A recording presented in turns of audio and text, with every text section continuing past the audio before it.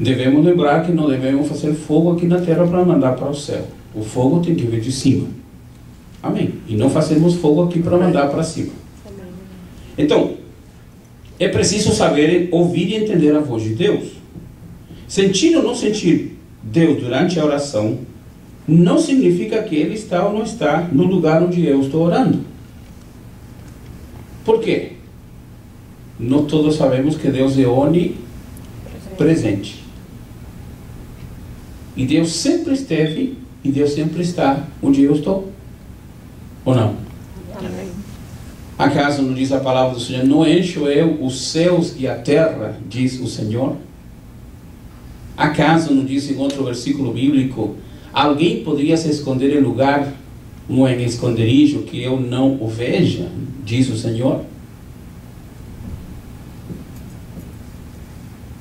Em outra parte, em Jeremias, o Senhor disse: eu conheço todos os seus caminhos. Em outra parte, em Jeremias, o Senhor disse: eu conheço todos os seus passos.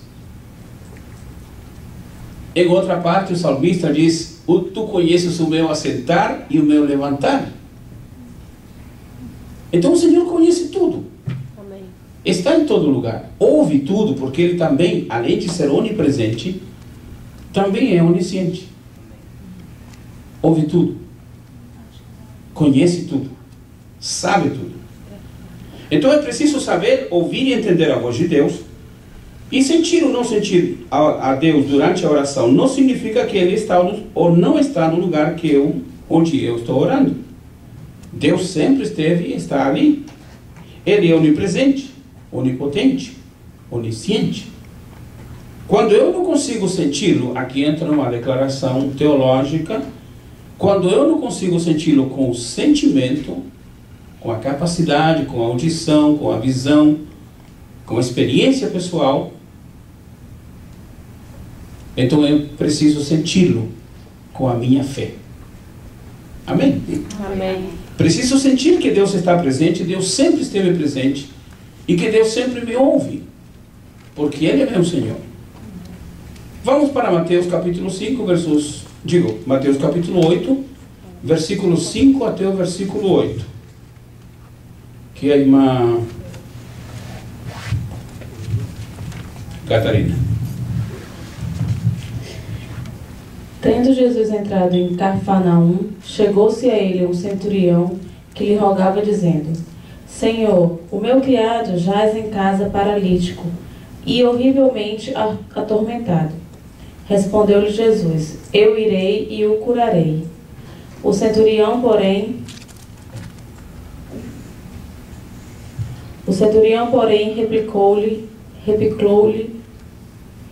replicou-lhe, Senhor, não sou digno de que entreis debaixo do meu telhado, mas somente diz uma palavra e o meu criado há de sarar. Amém. Que interessante isso. Que interessante. Jesus disse para o centurião: eu irei para a tua casa. E o centurião disse: não, Senhor, não precisa ir.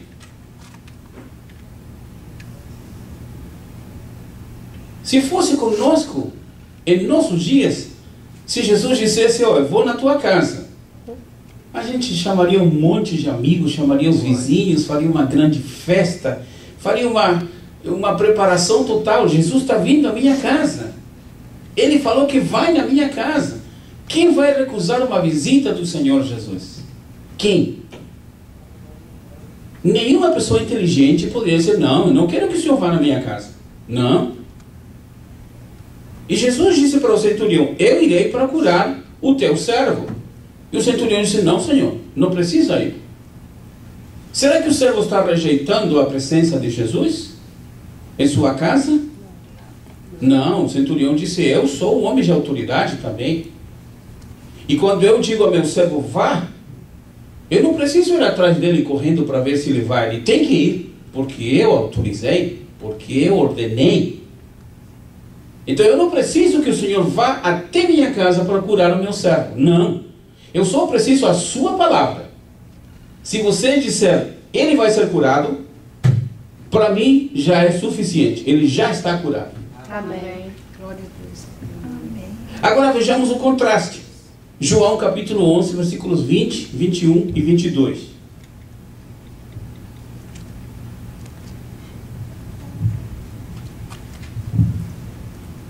Ouvindo, pois, Marta que Jesus vinha, saiu-lhe ao encontro. Maria, porém, ficou assentada em casa. Disse, pois, Marta a Jesus: Senhor, se tu estivestes aqui, meu irmão não teria morrido.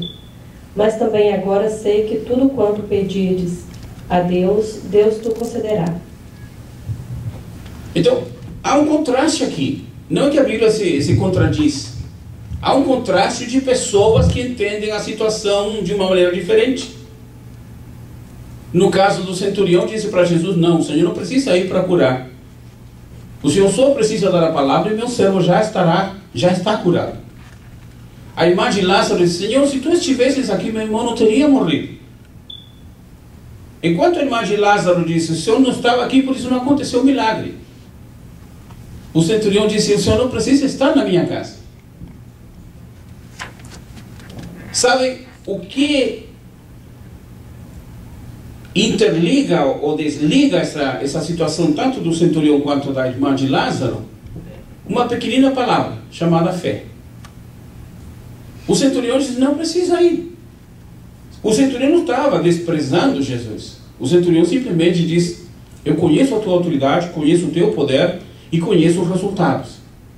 Então não precisa o Senhor ir até lá para fazer a obra. Se daqui a obra vai ser decretada.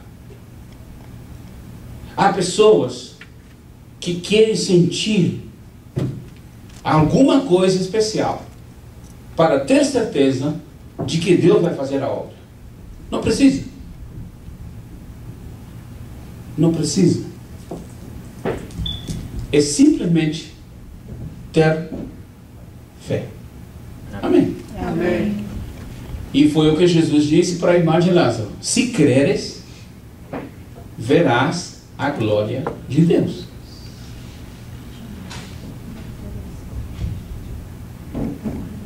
Como se aumenta a fé? Alguém perguntaria. Existem várias respostas, mas biblicamente a fé se aumenta em primeiro lugar lendo a palavra do Senhor.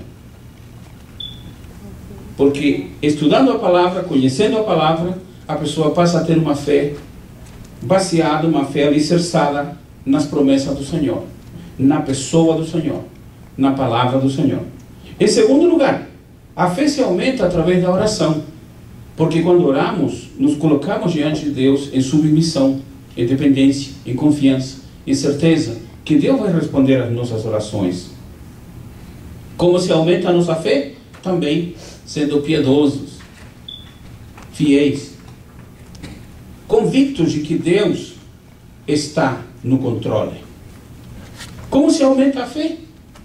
Exatamente acreditando no Senhor. E vamos ver uma das cartas que Paulo escreveu, que está bem saturada, poderíamos dizer, sobre o assunto da fé, sobre essa experiência da fé. 1 Tessalonicenses, no capítulo 1, versículo 3. Temos uma Karina. Lembrando-nos sem cessar da vossa obra de fé, do vosso trabalho de amor e da vossa firmeza de esperança em nosso Senhor Jesus Cristo, diante do nosso Deus e Pai. Então aí fala da obra da fé. A obra da fé, o resultado da fé, a consequência da fé, a importância da fé, o uso da fé. 1 Tessalonicenses capítulo 1, verso 8. 1 e 8 nos fala também da fé de uma maneira muito interessante. Paulo dizendo aos Tessalonicenses, numa visão de expansão: Porque partindo de vós, fez-se ouvir a palavra do Senhor, não somente na Macedônia e na Acaia, mas também em todos os lugares a vossa fé para com Deus se divulgou, de tal maneira que não temos necessidade de falar coisa alguma. A vossa fé se divulgou, se espalhou, se expandiu. No versículo 3 está falando sobre a obra da fé. Vamos ver no capítulo 3, versículo 2, uma outra extensão de 1 Tessalonicenses, No capítulo 1, verso 3, está falando sobre a obra da fé. No capítulo 1, verso 8, está falando sobre a vossa fé se espalhou, se expandiu, se estendeu. E no capítulo 3, verso 2, Paulo está falando duas coisas que são interessantes. Vamos ver, como diz em 1 Tessalonicenses 3 e 2. E enviamos Timóteo, nosso irmão e ministro de Deus, e nosso cooperador no Evangelho de Cristo, para vos confortar e vos exortar acerca da vossa fé. Então, duas coisas fundamentais: para estruturar, para estabelecer, para formar, para realizar a obra da fé. Em primeiro lugar, disse: enviei Timóteo para confortar. Essa palavra confortar no grego significa sinergos, que é fortalecer, que é dar força, que é dar a confirmação, que é dar uma estrutura, estabelecer um alicerce. E logo depois diz: e exortar, parakaleo, é no grego. Exortar seria falar, kaleo é o verbo chamar, é o verbo também convocar, é o verbo que também envolve o sentimento da conversa, da comunicação. E acrescentado do prefixo para, ou pará, que seria um prefixo que tem uma visão ampla, uma visão extensa, uma visão abrangente. Então, exortar seria falar com um grande propósito, estabelecer não só as bases, como seria a visão de sinergos, mas seria estabelecer as bases com uma visão abrangente, uma visão grande. Essa foi a missão de Timóteo indo aos Tessalonicenses.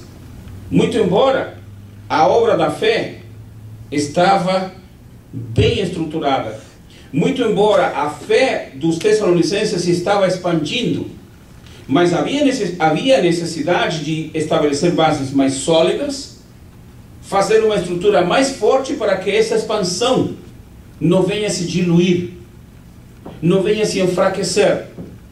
E muito pelo contrário, quanto mais se expanda, mais forte se torne.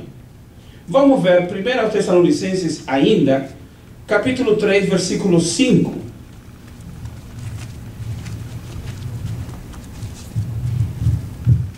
Portanto, não podendo eu também esperar mais, mandei-o saber da vossa fé, temendo que o tentador vos tentasse e o nosso trabalho viesse a ser inútil. Paulo preocupado com a obra, Paulo interessado com a obra, diz: eu mandei saber acerca da vossa fé. Porque de repente o tentador, o inimigo, as doutrinas falsas, os ensinamentos errados, puderam criar alguma confusão. Eu mandei saber como é que está a base, o alicerce, a estrutura da vossa fé. E eu não pedi a ninguém para observar isso, mas o versículo 6 disse: e vós fostes feitos nossos imitadores e do Senhor, recebendo a palavra em muita tribulação, com gozo do Espírito Santo. Então Paulo sabe que essa fé que ele mandou saber, investigar, averiguar se essa fé que os tessalonicenses estavam exercendo era uma fé sólida, uma fé bem estruturada, mas quando chega a resposta que eles estão enfrentando as tentações, estão vencendo as tribulações, estão suportando os problemas, Paulo fica confortado e diz: de fato, eles estão alicerçados na fé. Amém? Amém. 1 Tessalonicenses, capítulo 3, versículo 10.